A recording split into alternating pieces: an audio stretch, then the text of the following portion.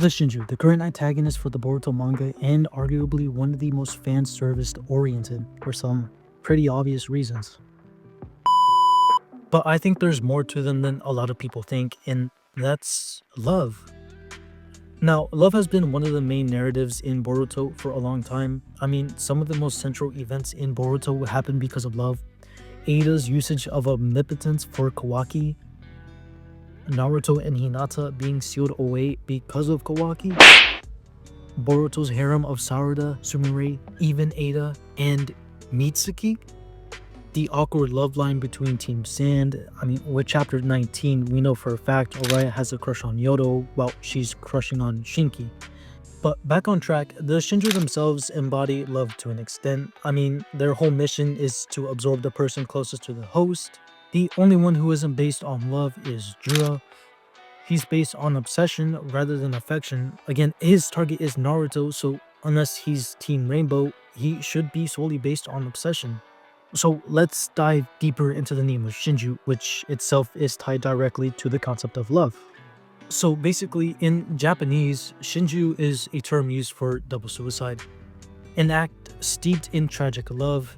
I mean, it literally means heart inside or oneness of heart, symbolizing two people being so emotionally connected that they can't bear to live apart.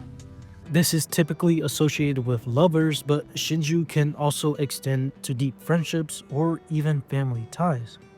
Now, the act of double suicide occurs when individuals face insurmountable barriers, be it social rejection, family disapproval, or an overwhelming love, and would rather die together than face separation. This extreme act reflects the tragic want for eternal connection, even beyond death. Some of the most popular stories of Shinju are probably Romeo and Juliet, that are actually really good examples, but not fully.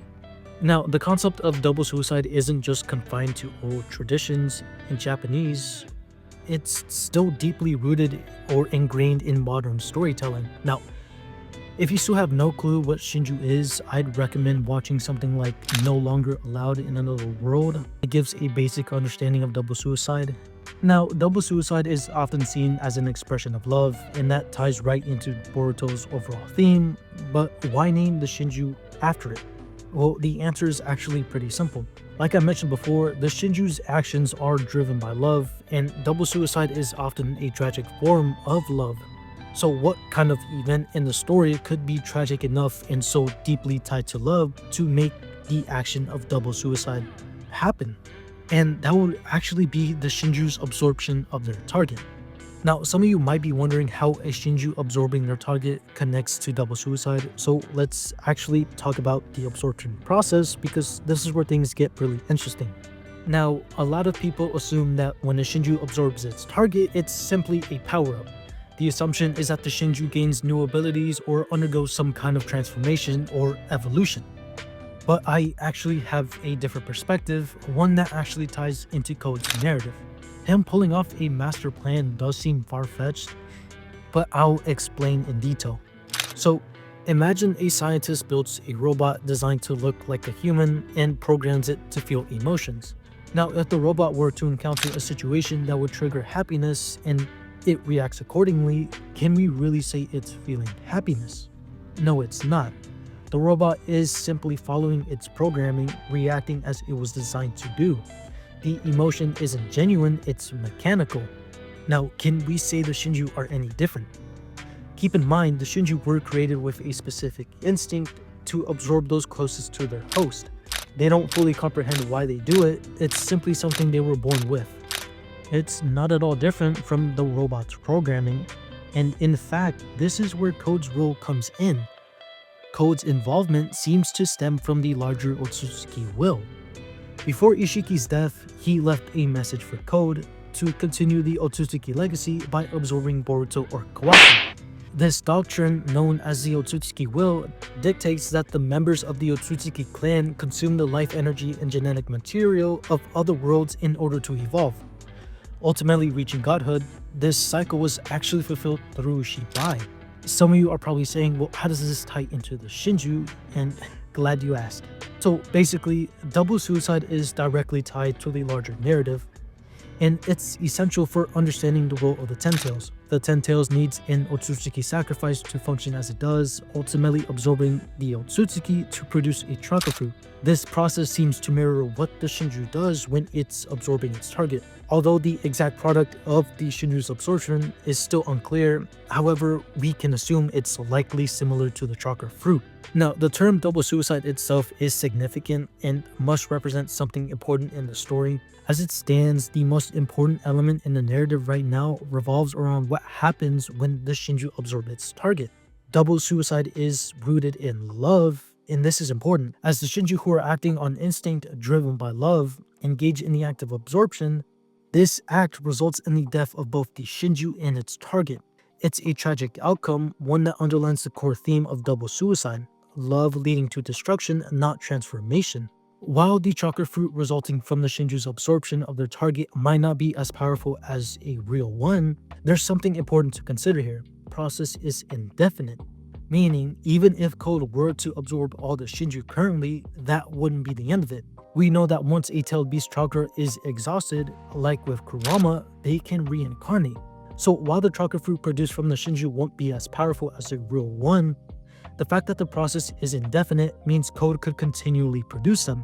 This can actually be proven really easily, since currently Code only has access to 2 Otsutsuki, Boruto and Kawaki. Getting them to implant their karma into someone else in order to keep the process going is highly unlikely.